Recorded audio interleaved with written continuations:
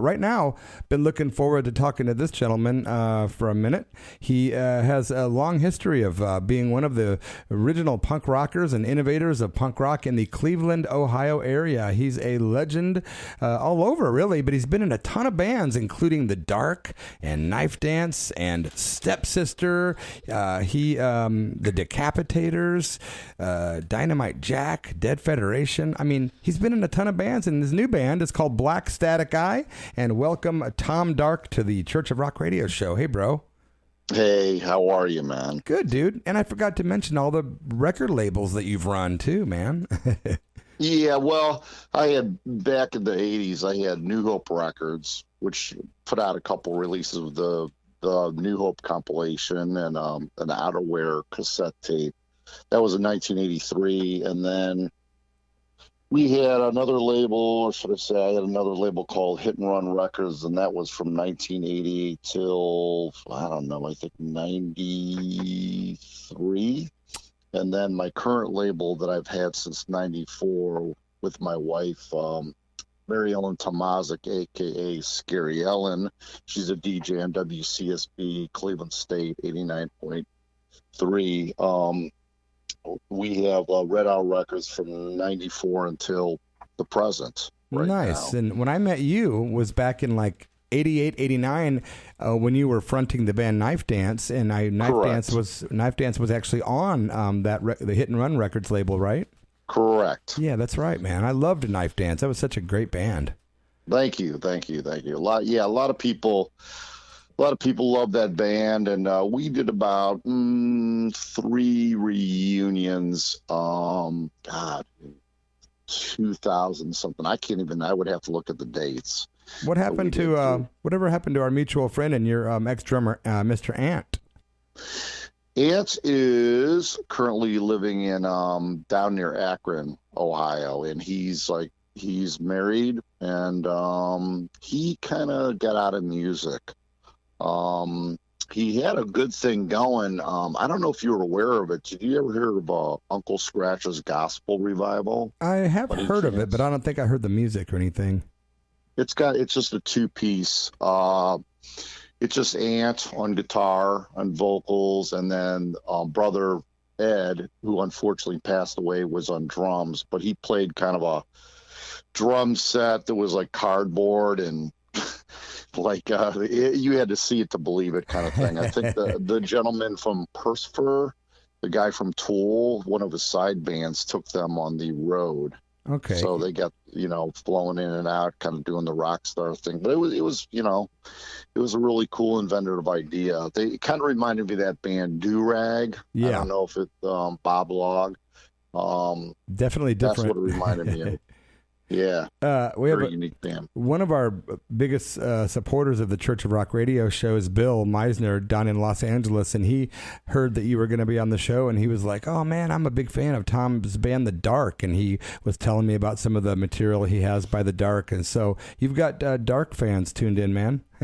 Oh yeah, thank you. That goes way back for you, huh? 1981 to 84.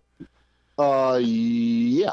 That's exactly correct. 81 to 84. We started out very young, and the first year we were managed by Mike Hudson of the Pagans.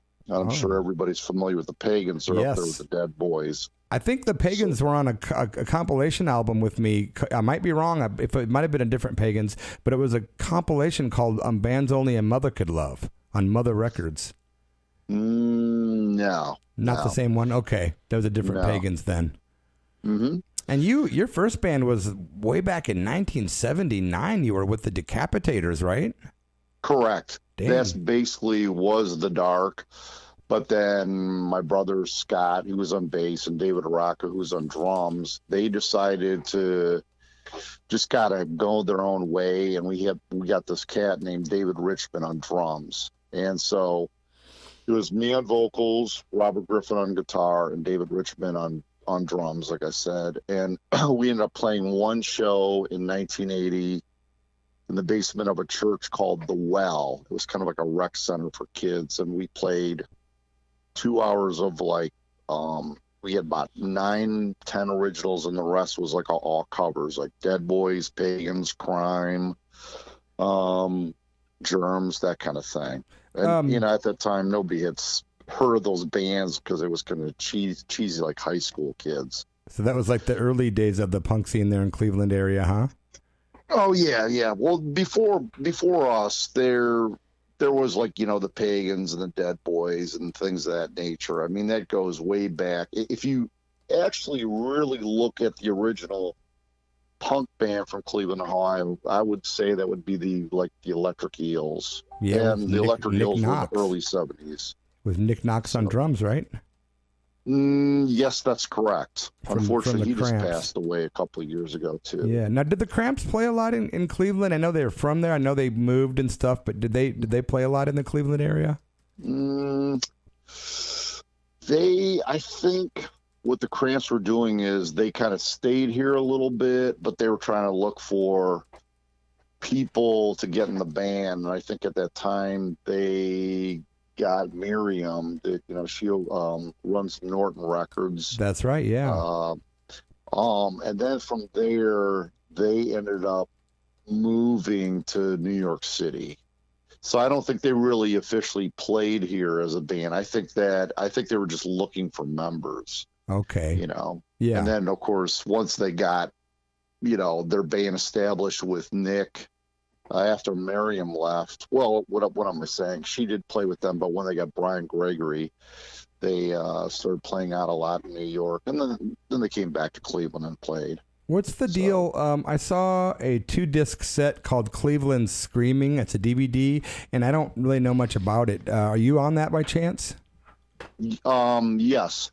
Actually, our label, Red Hour Records, with my wife, put it out on our label. It was didn't know that. From the bass player of Brad Warner, and he played or plays bass still in the band Zero Defects. They're from Akron, and it's a documentary that he shot, but he was trying to get somebody to put it out, and there was some bad luck kind of stuff going on. Like somebody would get it, and then there was like all these problems that wouldn't get released until somebody asked us to do it. They said, would you be interested in putting this out? And I said, sure, you know, but we added our own spin to it a little bit. I narrated some things at the beginning, and I thanked some people on the second disc, but it's about the Northeast Ohio hardcore punk scene from 1981 till 84. Okay. And it has interviews with me, my brother, a lot of the bands, if anybody's familiar with the New Hope compilation that I put out, and then it was re-released on Smogville Records as a double album with all the extra tracks. Nice. Yeah, I'll have to check it out. Now that I know you had something to do with that, I figured you did, but I'm gonna go ahead and I'll check it out, man. That'll be fun, man. Yeah. Do you still promote bands these days? Book bands at all? I know you do a little bit of that stuff in the past. From time to time. Here and there. Not recently, but like say if we're doing gigs or shows around our area, of course at the moment now that's not happening.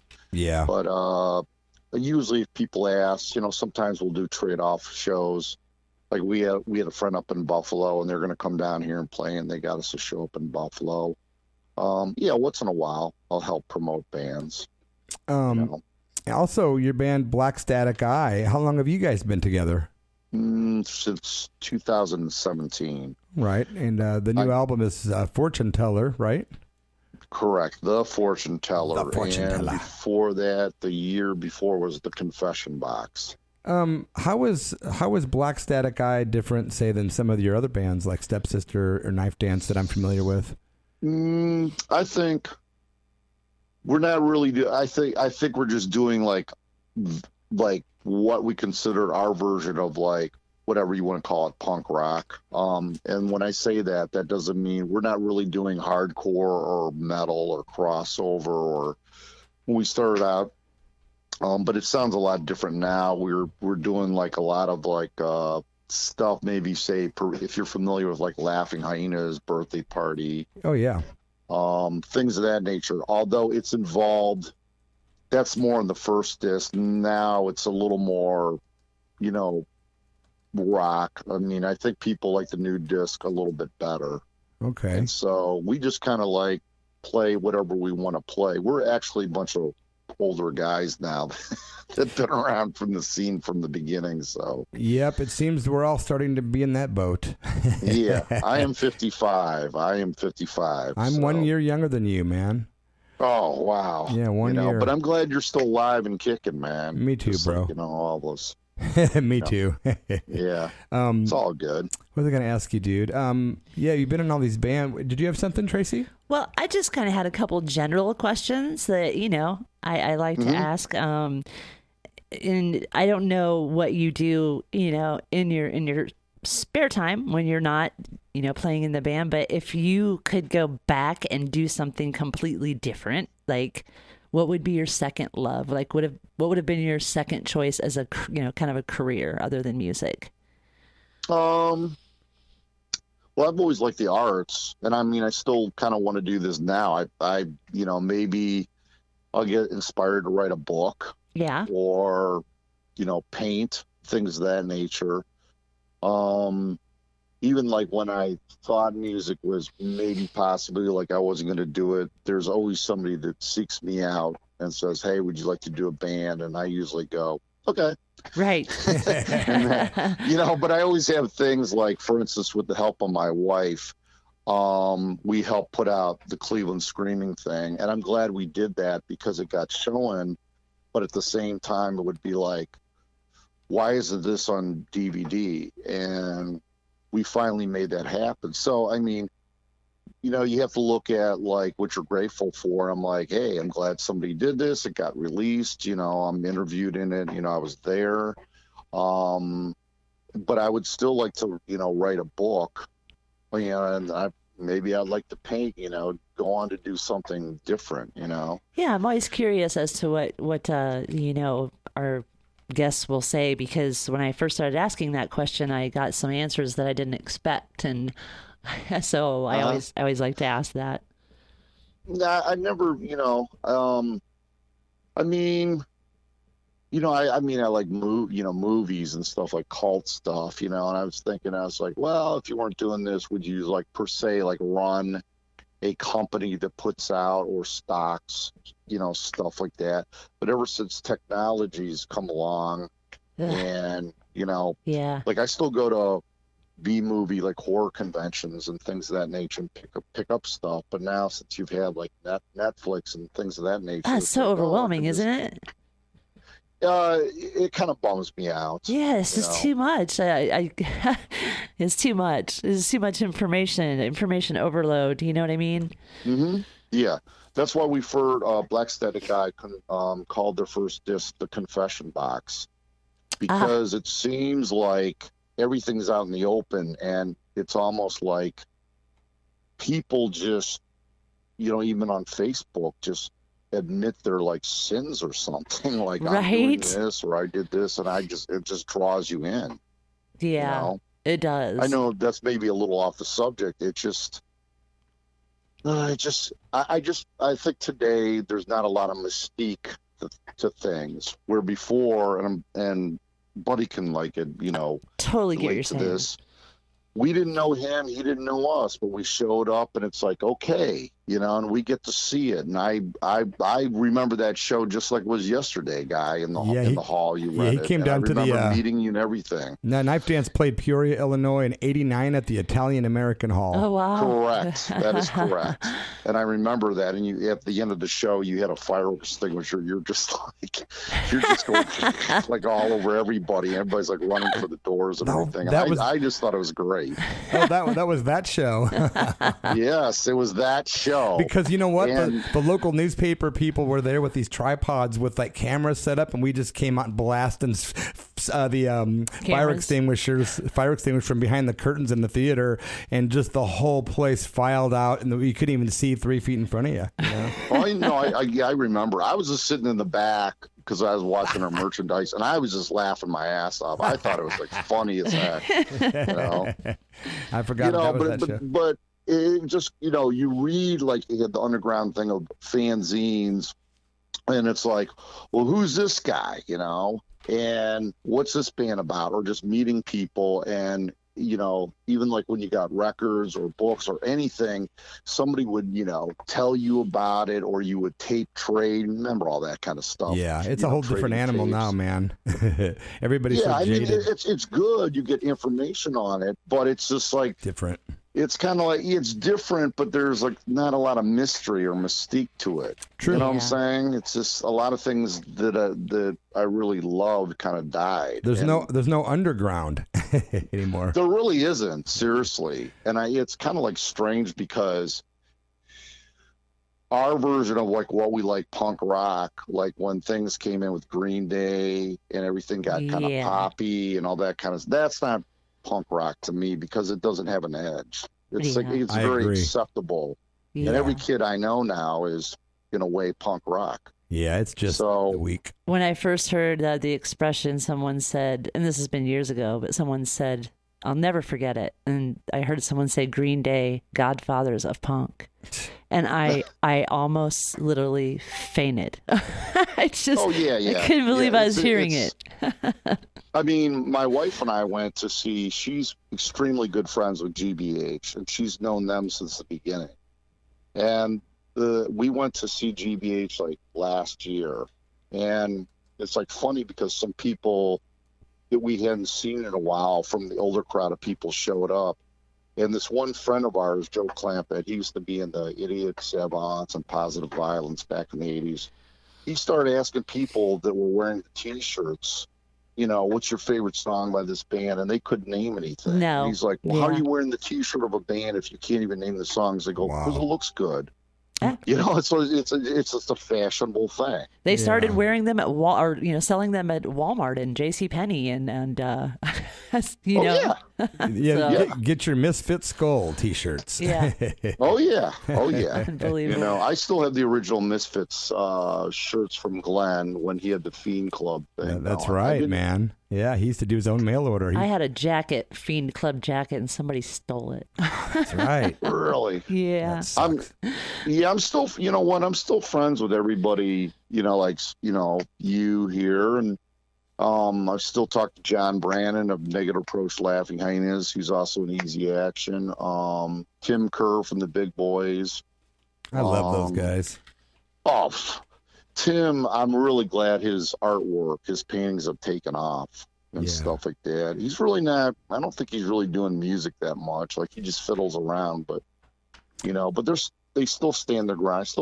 I still talk to Ian Mackay. That's cool. Minor Threat. It's nice to see he's still around doing things too, man, Yeah.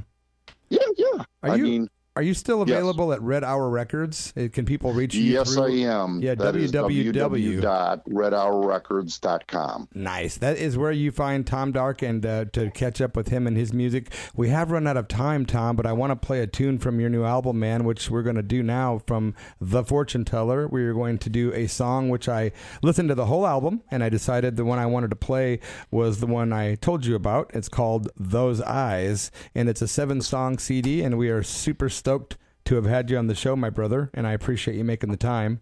Absolutely. No problem. Yeah, thanks so much.